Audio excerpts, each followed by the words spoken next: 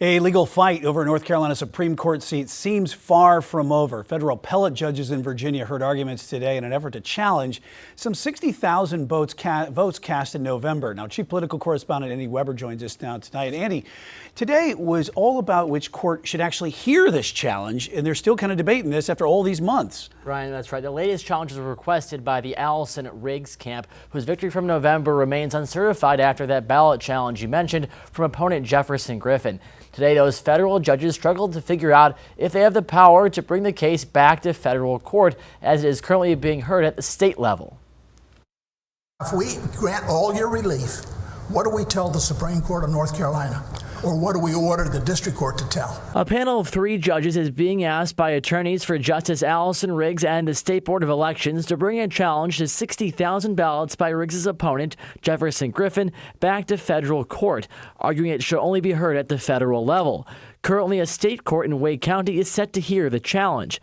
But during those oral arguments Monday afternoon, it seemed judges were unsure if they could get in the way of a state-level case that is well underway. If we had anybody in the audience who could clarify this, they should stand now. Otherwise, forever hold your peace. It was confusing. It was confusing to the attorneys. It was confusing to the people in the audience. I think it was confusing to the justices.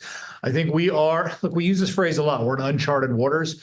I think in this case, we really are in uncharted waters. Griffin has been in a multi-month fight, arguing Riggs' narrow November victory should be tossed out, citing registration discrepancies with thousands of ballots cast by North Carolina voters.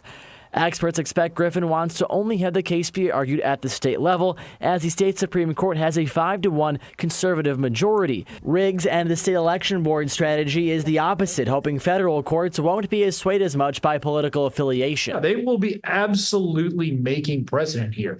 If any of these courts, the federal court or the state court, sides with Jefferson Griffin, I think we are in a radically different territory in terms of elections, how long they continue on, and how many challenges we see.